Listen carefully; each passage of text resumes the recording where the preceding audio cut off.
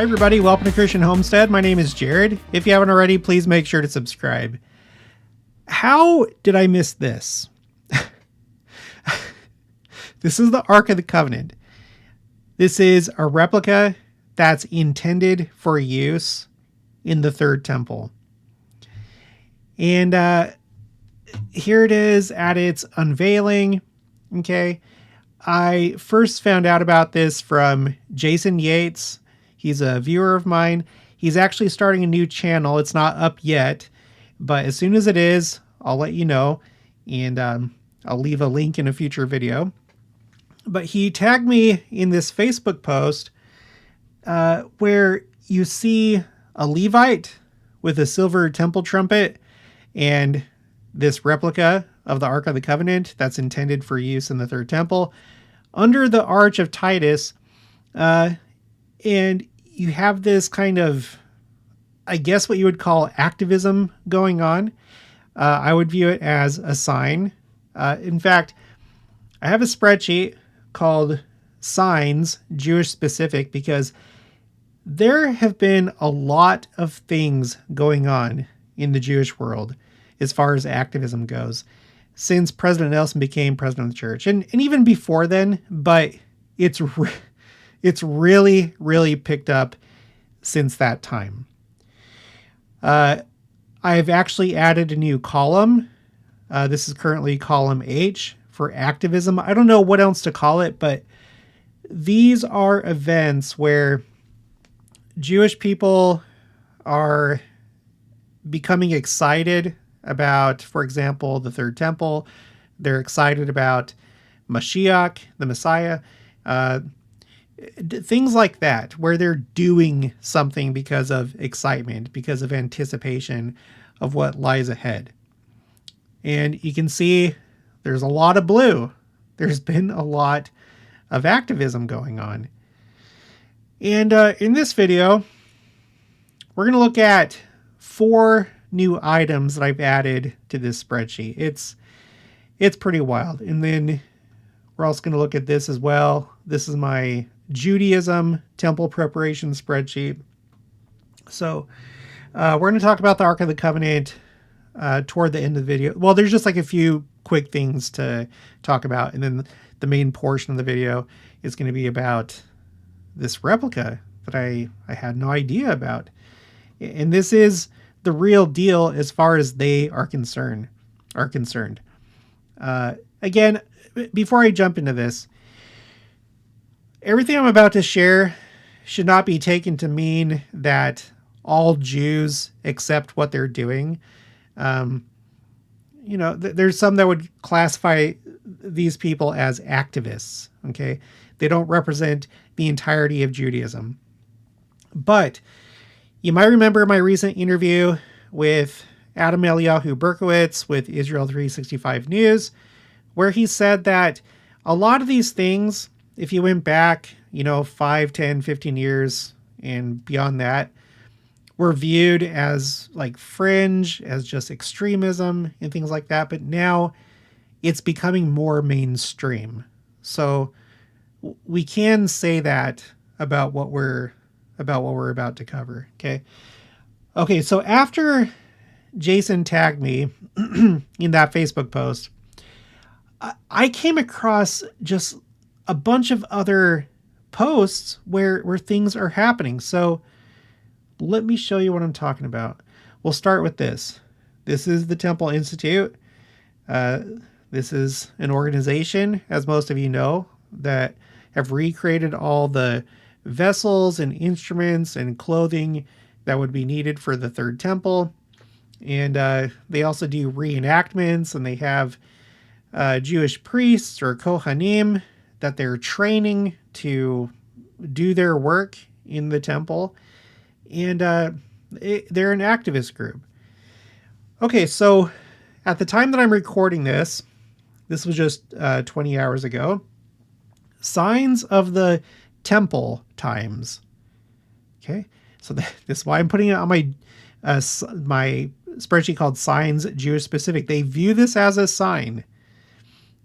Temple activists have been producing signs that say Har Beit Hashem, or mountain of the house of Hashem, or the Lord, mountain of the house of the Lord, and are mounting them at highway intersections pointing to the Temple Mount.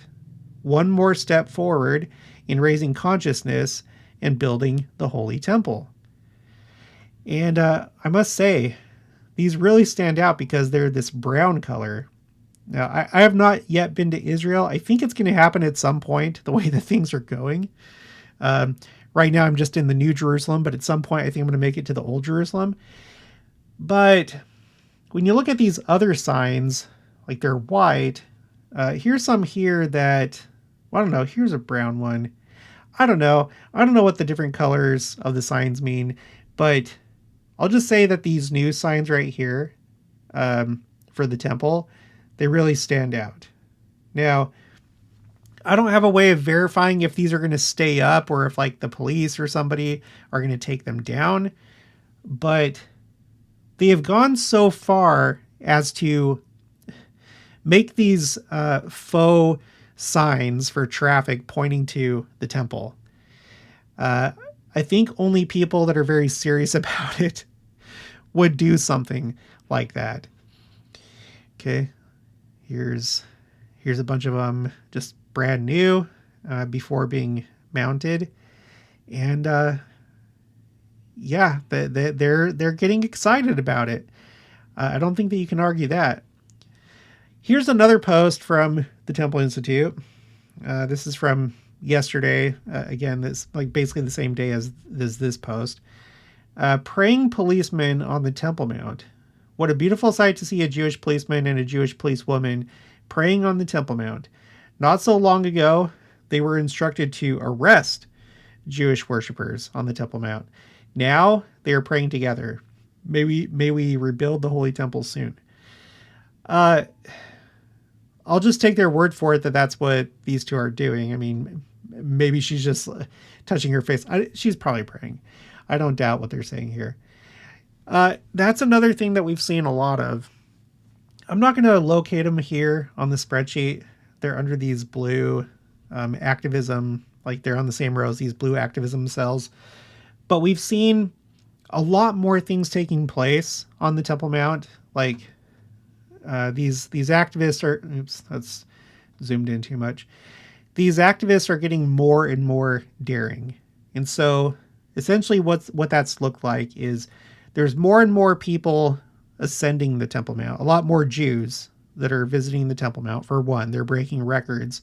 It seems like every few months there's a new article saying that a new record, a new record has been broken. They've started to do these full body prostrations, like laying down, like face down on the ground in like a special way of praying as you're pointing your body toward the temple. Because I don't know how long ago you'd have to go, but there was a time when you could go up there and you could pray, but it had to be silent. There could be no like audible prayers. And you certainly couldn't do full body prostrations, but now that's happening. And then on here somewhere, well, yeah, like right here, they started to perform the 2 loaves sacrifice, where you had a Jewish priest dressed in temple clothes on the Temple Mount and someone bringing a 2 loaves sacrifice to him. That was another major, whatever you want to call it, escalation, step forward, whatever, a new phase in this activism. And there's been other things. Okay. So in fact, I'm going to cover one of them here in just a minute. That's to do with this Ark of the Covenant. Here's a post on X. This is Yinan Magal. And he says, okay, this is Yinan. I don't know if this is like a message to him. Yinan, I am a policeman on the Temple Mount marching toward redemption.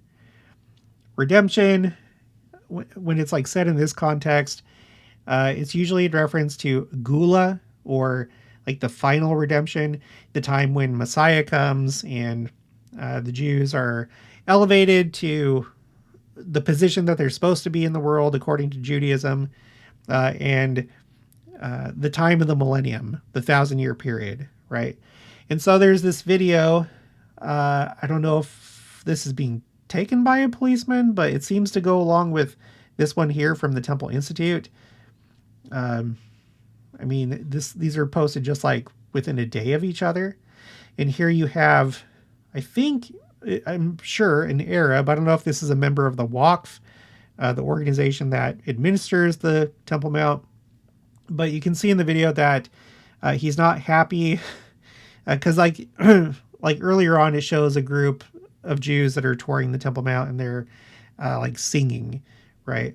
And the police aren't doing anything about it. And this guy's like, well, what the heck? What's going on with this? So it's almost like, I don't know how to, like, a slippery slope, or it seems like things are changing really quick as far as what's being permitted on the Temple Mount. There's a trend. There's a trend. And I just wonder what's going to happen next. What's the next thing going to be? But, yeah. Okay. And now that brings us to this whole thing with this replica of the Ark of the Covenant. And this is a little bit more stunning than I originally thought. Okay. You'll see why in just a minute. So just hang in there. This is Avi Abelo. I don't know if that's how it's pronounced. This is his Facebook account. I'm going to start following him because if he posts more stuff like this in the future, I want to know about it. All right, this is posted on July 7th, or 7/7. We are living in extraordinary times on so many levels. Oh yeah, before I continue, in case there's any new people, why do I care about this if I'm a member of the Church of Jesus Christ of Latter-day Saints? It's because I think that the Lord works with all people across the world, all religions, tribes, nationalities. I think that he works with everybody in their own language and is doing his own work. In addition to what we're doing for him and directed by him, he's doing his own work with his children, preparing them for the second coming.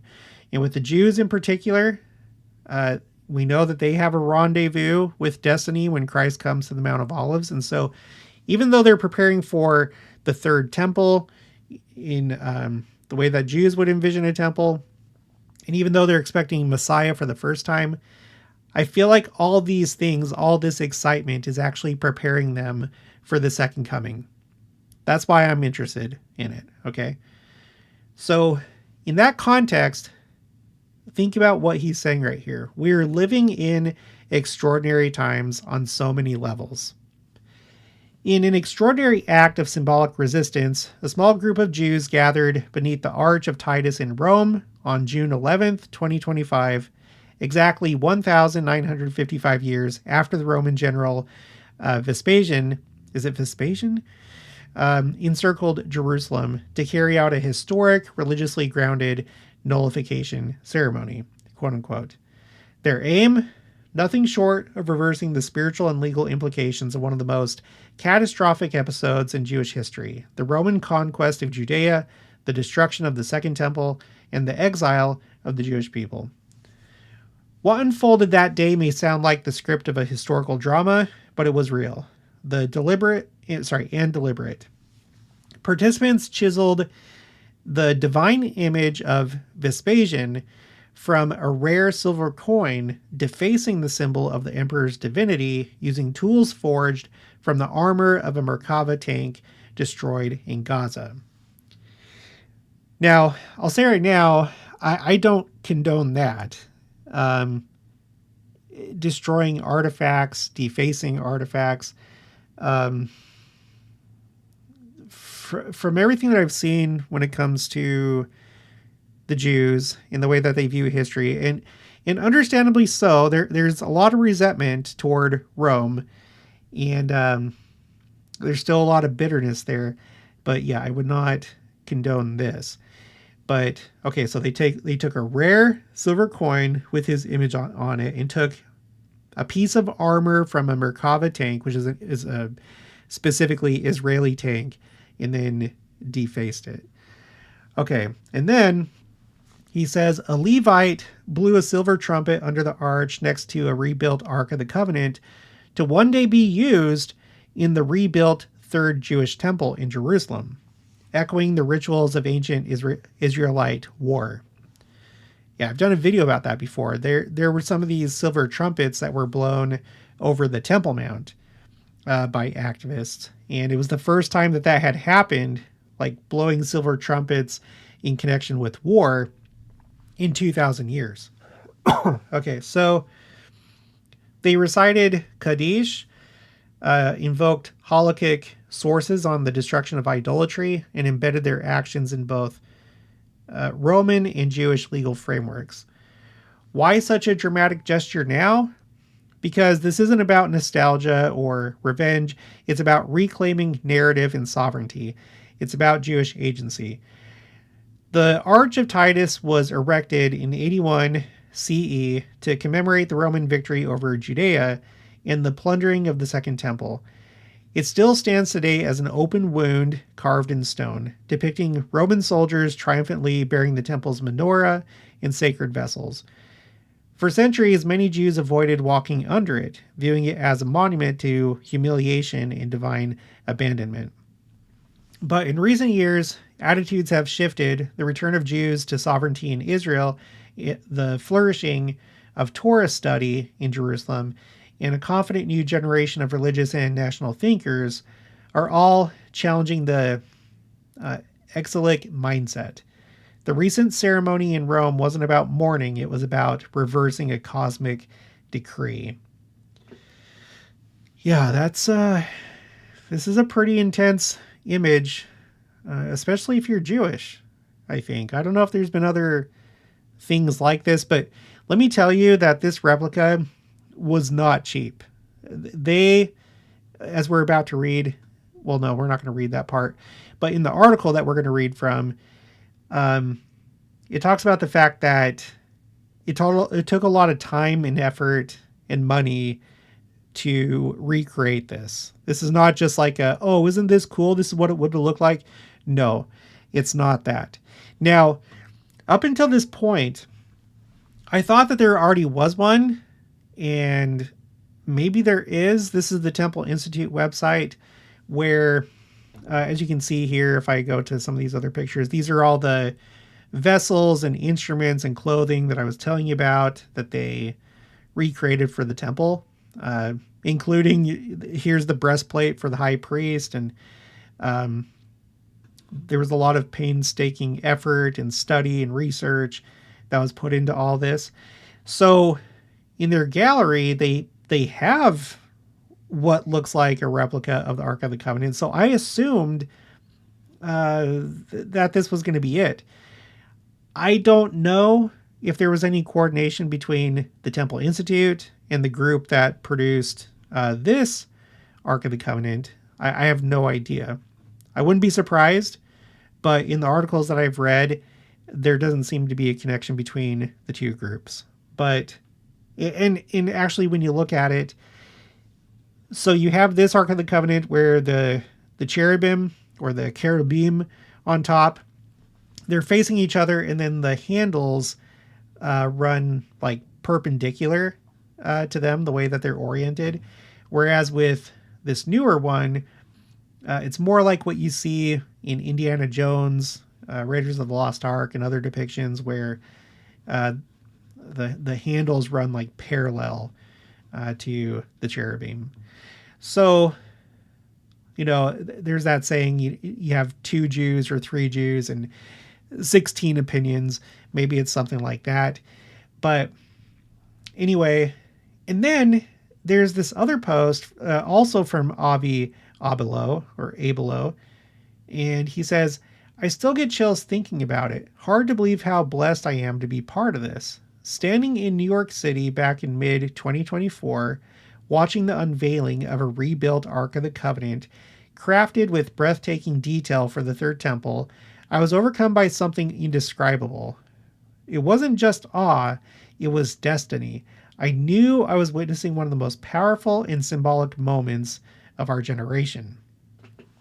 So would you say that Avi, his mind might be being prepared for the second coming, for the millennium, for a Jewish temple, sorry, not a Jewish temple, but a temple in Jerusalem? Okay, I think so. Now, he talked about it being unveiled in New York City in mid-2024. I don't know how I didn't see this. Maybe one of you sent me an email, for all I know, but I tracked it down, and we're going to read a couple articles. This one is from Breitbart. Exclusive. Faith leaders gathered to promote restoring traditional values in America, Israel. And here you go, a speaker, and there's the replica right there. I'm going to read part of this. The Unveiling the Ark, Building the Coalition of Light event of the Israel Heritage Foundation at the Pierre Hotel in New York City last Wednesday brought together dozens of top Christian, Jewish, and conservative leaders who spoke about the importance of restoring faith and spirituality back into the lives of Americans and Israelis. During the gathering, businessman and philanthropist Louis Topper, who co-hosted the dinner, unveiled a pure gold exact replica of the biblical Ark of the Covenant he had commissioned. And it turns out that there was another guy that was involved that's anonymous. He's mentioned in the next article. But, okay. And then it says, Israeli Heritage Foundation Executive Vice President Dr. Joseph Frager, whose organization co-hosted the event, delivered a profound speech in which he passionately articulated the need for Israel to reconnect with its spiritual heritage, framing the nation's statehood as a miraculous return to the Holy Land after 2,000 years of exile. A key point of Frager's speech was the symbolic importance of the Ark of the Covenant, which he described as, quote, a major leap of faith towards the actual fruition of Israel's divine mission.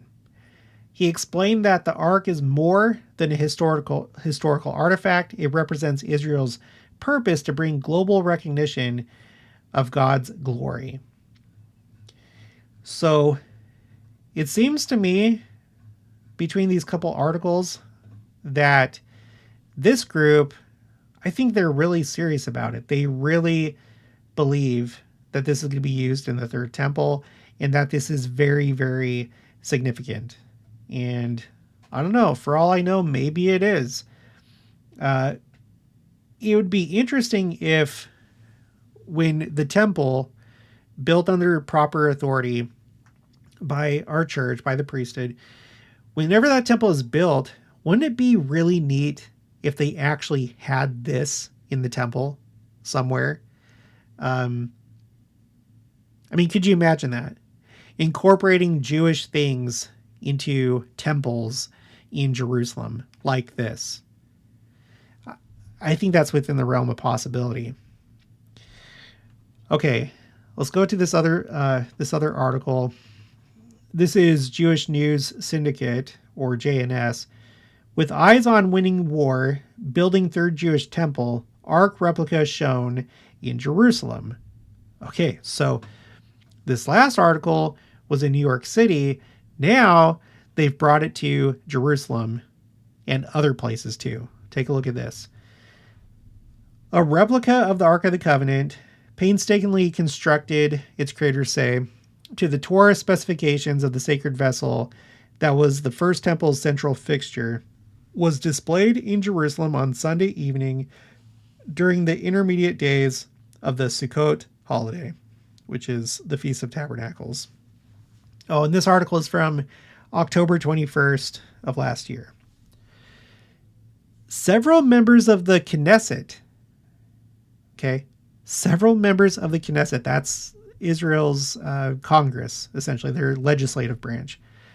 Several members of the Knesset and Israeli activists were on hand at the hotel for an event and festival meal, a stop on the replica's journey, retracing the steps of the biblical prototype. So this replica is going on tour. Earlier in the day, it was fitted with the Greek Torah at Jerusalem's City of David, or in other words, the original Jerusalem. This is where, over time, Jerusalem has expanded and grown. The City of David is that sliver of land south of the Temple Mount that essentially would have been Melchizedek's Salem and the city that David conquered when he conquered it from the Jebusites. So it's not just in Jerusalem in general, but it went to the City of David. It was, continuing. It was later displayed with some difficulty and via a Schweppes pallet jack on a rooftop overlooking the Western Wall Plaza and Temple Mount. Wow. I wonder how many people were there and saw it and knew what was going on. Okay, the replica ark stopped in Jericho, the first Israeli city inhabited by Jews after the biblical exodus from Egypt, and in Shiloh, the site that served as the Jewish capital for 369 years after Jews settled in Israel, and the location of the tabernacle before the building of the first temple. Really quick, I just want to point out, I've expressed this before on the channel, I wouldn't be surprised if this is how the millennium plays out. I feel like the story of Jericho and Israel possessing the promised land is a foreshadowing of us moving into the millennium, inheriting the earth, Christ being here with us, being king, but there being this like transition time. Like everything doesn't just like change all of a sudden. And so this is why I feel like people are like, well, why is so much money being put into the Salt Lake Temple and Temple Square?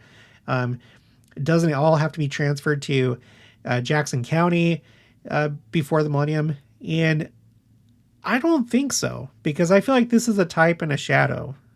I feel like Salt Lake will probably be the administrative headquarters of the church, a certain amount of time into the millennium.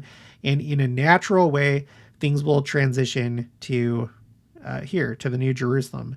I think it'll be a staged process, but who knows? We'll see. Continuing, it took 17 volunteers who lived in several countries 3.5 years.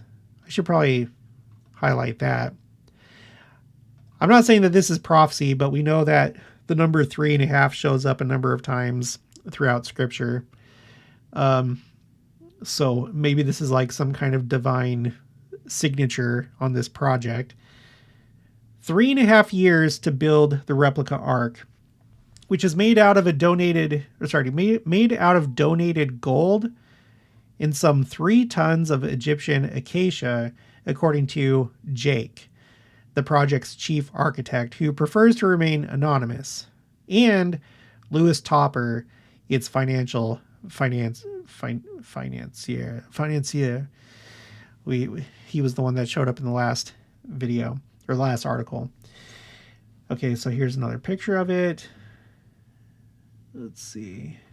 I have some more later on. And if you're interested in what we're talking about, you really should read this article, because there's a lot of interesting things that it says in this. The crown jewel atop the golden box, which required painstaking detail, is the pair of male and female cherubs, winged angels with childlike features that face each other. Quote, "Scriptures tell us that God spoke to Moses in between the cherubs. The purpose of the ark was to have a communication channel between Moses and God, so it's the communication device.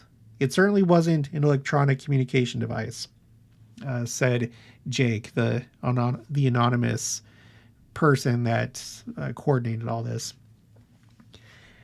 I think that's interesting because essentially the Ark of the Covenant represents the presence of God. And like a recent video that I made, we have that quote that says, "God is coming. He is coming. Christ is going to be here." And so if some of them are looking at the ark and it representing the presence of God, a communication device, I don't know. I don't know enough about Judaism at this point to say for sure, but I know that there's the concept of the Shekinah, which that kind of gets a little bit complicated, especially when you get into Kabbalah. But I know that there was like a tradition that the Shekinah, I think, would, be in the east part of the temple.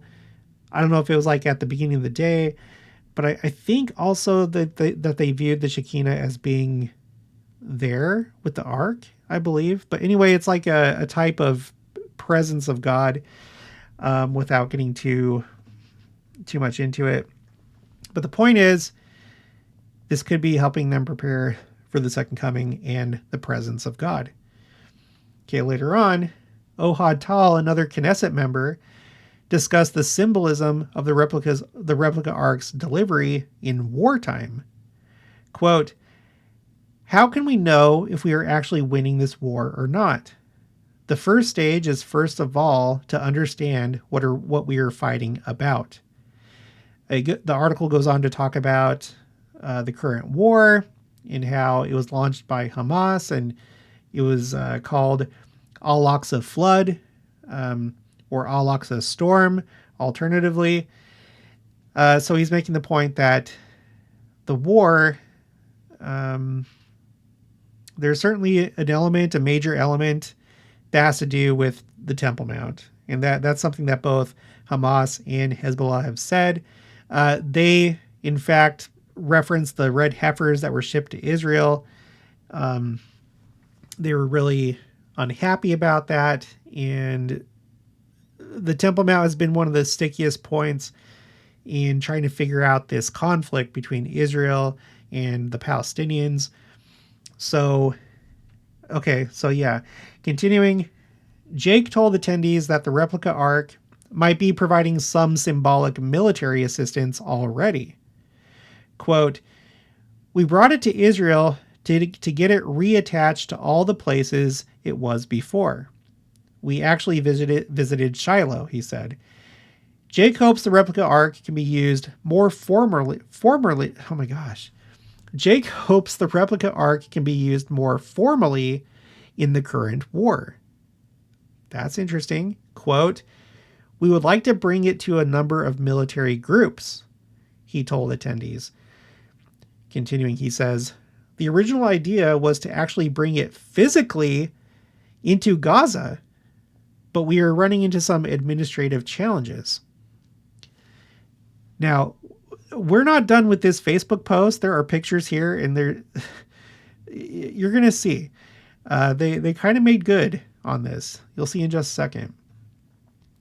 Okay, later on, the rewards of the 3.5-year journey were amplified for Topper when the replica ark arrived in Jerusalem. Quote, when we finally got the Torah delivered to us, it was this morning, and it was at the city of David. When the Torah was put in, this ark became weaponized. Topper anticipates that the project will yield major benefits. Quote, "There's going to be a force that is absolutely so powerful that it's going to be something that we've seen in the movies, but for good," he said.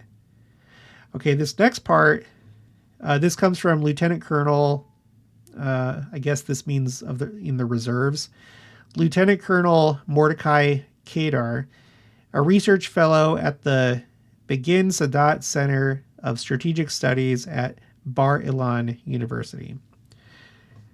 The university... Okay, let's switch gears here. The symbolism of an ark replica approximating the return of the ark to Judaism is significant, according to Kedar. Quote, "We can see with our own eyes something which we have missed for 2,000 years, he said. We have never seen such things. We heard about them, we learned about them, we see pictures, but we have never seen them in real life. It is very important for us to see how these really were, to touch things, to see them, to measure them, to stand near them. We haven't done so for 2,000 years, he added. We can see, we feel, we can touch, and we can take pictures with them."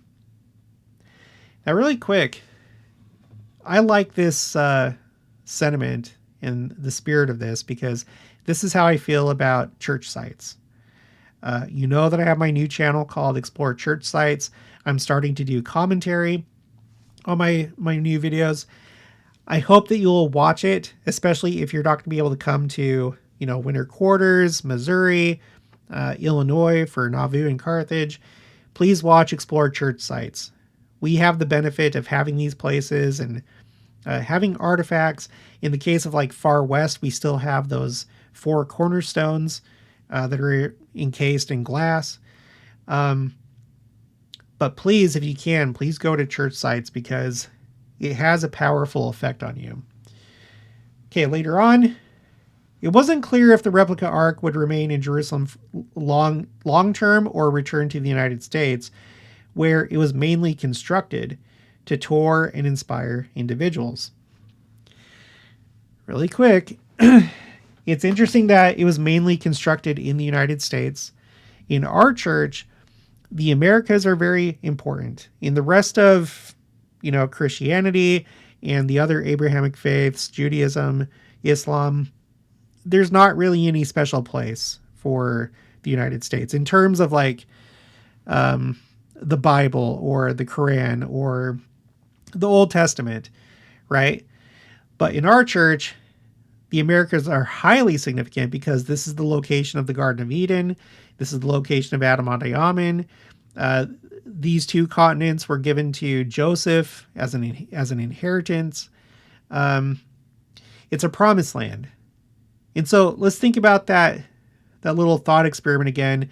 What if we have the temple, like the primary temple in Jerusalem during the millennium, and they decide to have this ark in there, not because it functions the way it did in the Old Testament, but just as like a symbol of the devotion of these Jews that are trying to do the right thing. And also to, point our minds back in time.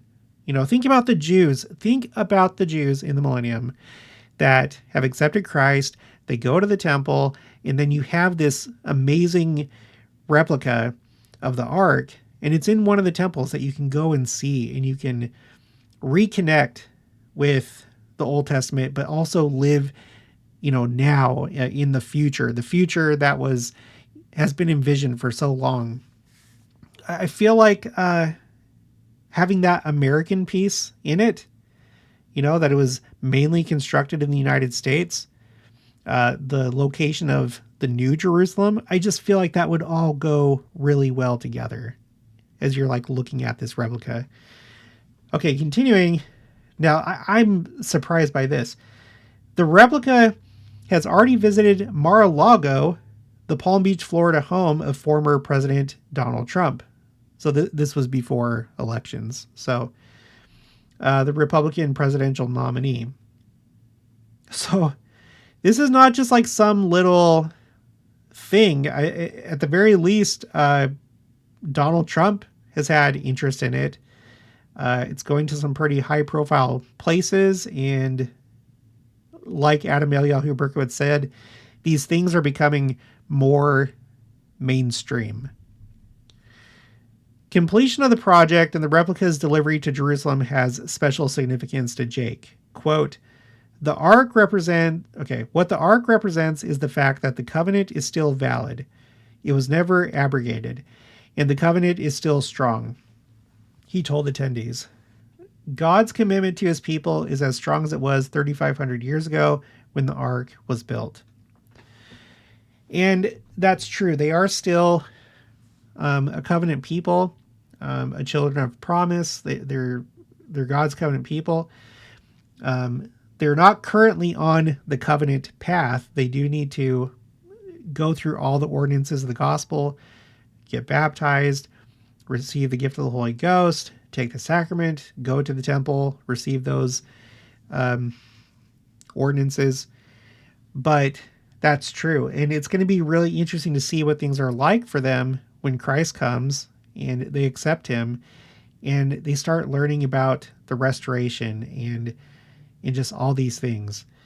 So, okay, with all that said, I just want to point out there were a few other articles about this. This is Israel 365 News. This one's written by Adam. I don't know how I didn't see this. Here's another one from JNS. But now, to finish off this video, let's go back to this post by Avi Abelo. So he just talked about being at the unveiling in New York City. And then he says, then I was blessed to witness it again months later, this time in Jerusalem, the eternal capital of the Jewish people. The same ark, born from faith and hope, shining under the sky of our homeland, no longer a distant dream, but a living, tangible symbol of our return. But it wasn't just built for future temple service. Fast forward to June 2025. This ark was also created for a historic spiritual mission that reverberates through time to reverse the curse of exile beneath the very arch that once mocked our destruction. He goes on to talk about the arch, but we already read about that. And then it says, in the ark, it continues its journey. After Rome, it was then brought to Israel, taking on a symbolic and emotional tour across our ancestral homeland. From Gilgal, where Joshua led our people across the Jordan into the land of Israel, to Shiloh, where the original tabernacle stood for centuries, to Hebron, the city of our patriarchs and matriarchs, to Jericho, the city of David, and even to overlooking the Temple Mount, where it will one day return to its rightful place. But perhaps most moving of all, the ark was brought to Kfar Aza, one of the sites of the October 7th massacre. There, amidst the ashes of horror, it stood as a beacon of redemption, a symbol of something once destroyed to be rebuilt again. Then it was brought to Then it was brought to the Gaza border. So it didn't actually go into Gaza, but it was actually brought to the Gaza border. And there's pictures here in just a second. To inspire IDF soldiers heading into battle. A symbol that even after terror, destruction, and pain, Am Yisrael lives. God is with us, and the temple will rise again. Now, this part's kind of interesting. Let's just look at the pictures here really quick. So here's like a Humvee, and you have some soldiers, it looks like in fatigues, up here with the ark. When I was in the Army, I was stationed at Fort Hood. Now it's been renamed to Fort Cavazos. And there was this, I don't remember her name, but there was this elderly lady that, I don't know, I think for like years, she would go to like the airfield where soldiers deploying would go there as they were getting ready to board the plane or whatever it was. And she would give a hug to every soldier that was deploying. And so she like hugged like thousands and thousands of soldiers. And that's what this reminds me of, kind of. I'm imagining what it would be like if you were an Israeli soldier. You're at the border of Gaza. You're about to go in and conduct operations. You're being deployed. And you see this. That would be, I would think that would be a pretty special experience.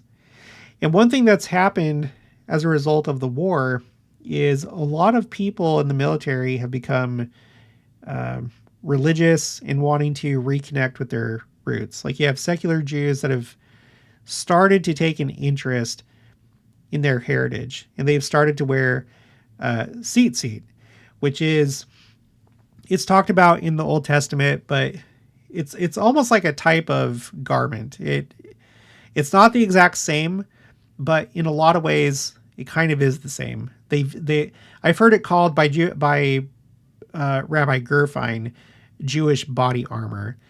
It's the thing that, it's like the prayer shawl essentially that they wear. It can be worn over your clothes or under. They have like both versions. But anyway, it's just so interesting to see these things play out.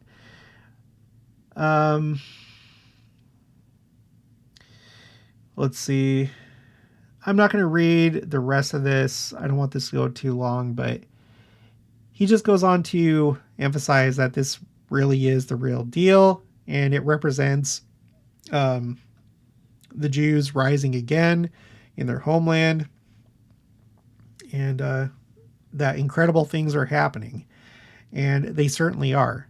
Incredible things are happening in Judaism, in Christianity, within Christianity, especially within our church, in the world as a whole. Like, things are just, they're not the same. They're not. I am documenting it. I'm documenting many different things, including what's going on in Judaism. This is my spreadsheet, Judaism temple preparation. So I have the Jewish specific signs on this spreadsheet, and then temple preparation on this sheet. And things only really come to life around the time that President Nelson becomes president of the church. Here we have like a couple of years before, you have a couple other smaller things before that, but things really take off 2016, 17, 18. Okay. So these are signs of the times. Okay. That's going to be it for this one. If you haven't already, please make sure to subscribe, like this video if you liked it, leave your thoughts and opinions down in the comments below. Also make sure to share it, and I'll talk to you guys later.